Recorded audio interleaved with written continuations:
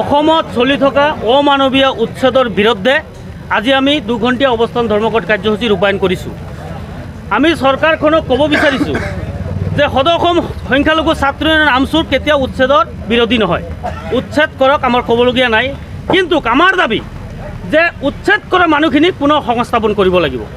অসমৰ মাননীয় মুখ্যমন্ত্ৰী ডাঙৰীয়াক কেইবাবাৰো আমছুৰ নেতৃত্বই সাক্ষাৎ কৰি এই কথাখিনি অৱগত কৰাৰ পিছত তেখেতে বাৰে বাৰে প্ৰতিশ্ৰুতি দিয়াৰ পিছতো কিন্তু নিজৰ খেয়াল খুচি মতে অসমখনত এক অগণতান্ত্ৰিক পৰিস্থিতি সৃষ্টি কৰাৰ কাৰণে, অভাৱনীয় পৰিস্থিতি সৃষ্টি কৰিবৰ কাৰণে বাছি বাছি অসমত খাটি খোৱা ধৰ্মীয় আৰু সংখ্যালঘু মানুহখিনিক উচ্ছেদ কৰি আছে।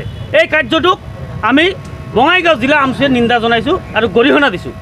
মুখ্যমন্ত্ৰী ডাঙৰীয়াক আমি অনুৰোধ জনাইছোঁ যে আপুনি উচ্ছেদ কৰা মানুহখিনিৰ প্ৰতি দয়া ময়া কৰি এই সৰু সৰু কণমানি শিশুবিলাকৰ প্ৰতি চাই হ'লেও আপুনি মানুহখিনিক পুনৰ সংস্থাপন দিয়াৰ ব্যৱস্থা কৰক। কাৰণ সন্মুখত নিৰ্বাচন আহিছে, 2026 নিৰ্বাচন। এই নিৰ্বাচনটো পাৰ কৰাৰ কাৰণে অসমৰ মাননীয় মুখ্যমন্ত্ৰী হিমন্ত বিশ্ব শৰ্মা ডাঙৰীয়াই বাছি বাছি সংখ্যালঘু মানুহখিনিক টাৰ্গেট কৰি লৈছে আৰু তেখেতে সাম্প্ৰদায়িক বীজ সিঁচৰি আৰু এই অমানৱীয় উচ্ছেদ কৰি 2026 নিৰ্বাচন পাৰ কৰিবৰ কাৰণে তেওঁ প্ৰচেষ্টা চলাইছে। অসমৰ সৰ্বসাধাৰণৰ ৰাইজক, সকলো প্ৰকাৰৰ ৰাইজক আহ্বান জনাইছোঁ যে মুখ্যমন্ত্ৰী ডাঙৰীয়াৰ এই স্বৈৰাচাৰী যি শাসন ব্যৱস্থা চলাইছে তাৰ প্ৰতি আমি সকলো প্ৰকাৰৰ ৰাইজক আমি মাৰবান্ধি দিবৰ কাৰণে অনুৰোধ জনাইছোঁ। কাৰণ আপোনালোকে জানে যে কাইলৈ মুখ্যমন্ত্ৰীৰ চকীখনত থাকি তেখেতে কি ধৰণে অসমখনত অশান্তি কৰাৰ এক পৰিৱেশ সৃষ্টি কৰাৰ কাৰণে কি ধৰণে মন্তব্য ৰাখিছে, যে তেখেতে গৃহ বিভাগৰ দায়িত্ব থাকি অসমখনক শান্ত কৰিব নোৱাৰি তেখেতে কৈছে কোনোবাই দুষ্ট চক্ৰই যদি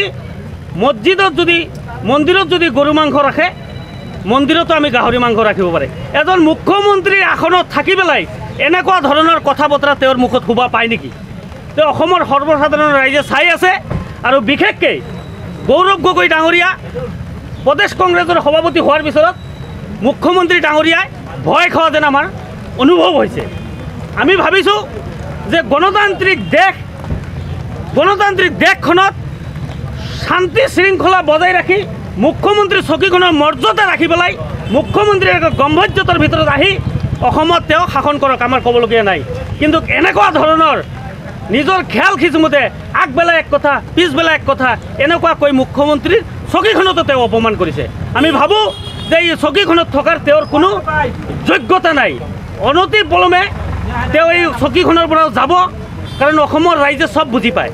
কোনো মানুহে আজিৰ দিনত মূৰ্খ নহয়, শিক্ষিত সমাজ, অসমৰ সৰ্বসাধাৰণৰ ৰাইজ, অসমৰ সংখ্যালঘু সংখ্যাগুৰু সকলো ৰাইজকে আমি বিনম্ৰভাৱে অনুৰোধ জনাইছোঁ যে মুখ্যমন্ত্ৰী ডাঙৰীয়াৰ এনেকুৱা অভদ্ৰামী নীতি বিৰুদ্ধে সকলো মানুহ মাৰ বান্ধি আহিব লাগে আৰু তেওঁৰ বিৰুদ্ধে গণতান্ত্ৰিকভাৱে আন্দোলন কৰি 2026 মাননীয় মুখ্যমন্ত্ৰী ডাঙৰীয়াক আমি জবাব দিব লাগে যে আপোনাৰ কথা বতৰাত যে ৰাইজে কোনোপধ্যে সন্তুষ্ট নহয়, আপোনাৰ কাম কাজত যে কোনো ধৰণৰ সন্তুষ্ট নহয়, এইখিনি বস্তু কৰি দিব লাগে।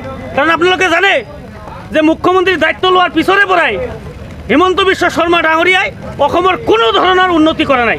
তেওঁ অকল হিতাধিকাৰী সৃষ্টি কৰিছে, অসমৰ মানুহখিনিক হিন্দু মুছলমানৰ নামত ভাগ কৰি আছে আৰু গোটেই মানুহখিনিক অশান্তি কৰাৰ কাৰণে দিনে আৰু ৰাতিয়ে হিন্দু মুছলিমৰ ট্ৰাম্প কাৰ্ড খেলি আছে।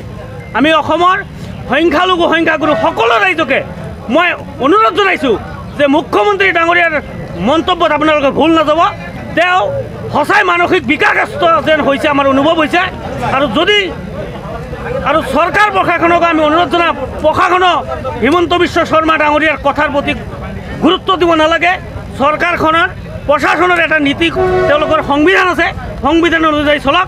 কাৰণ তেওঁ সদায় আবুল তাবুল কথা কয়, সেইখিনি কথাত মুখ্যমন্ত্ৰীৰ কথাত প্ৰশাসনে কোনো ধৰণৰ গুৰুত্ব দিব নালাগে বুলি আমি ভাবোঁ। আৰু যদি আজিৰ এই আমাৰ কাৰ্যসূচীত তেওঁ যাতে কোনো ধৰণৰ সঁহাৰি নিদিয়ে, অনাগত দিনত আমি আজি আন্দোলন, এই আন্দোলন আমি ৰাজপথত লৈ যোৱাৰ কাৰণে বাধ্য হ'ম।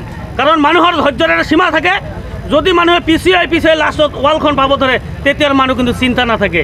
যদি আমি 10 জন মৰিবলগীয়া হয় তেতিয়াও আমি আমছুৰ কেডাৰে কেতিয়াও চিন্তা নকৰোঁ। এইবাৰ আন্দোলন জোৰদাৰভাৱে হ'ব, ৰাজপথত হ'ব।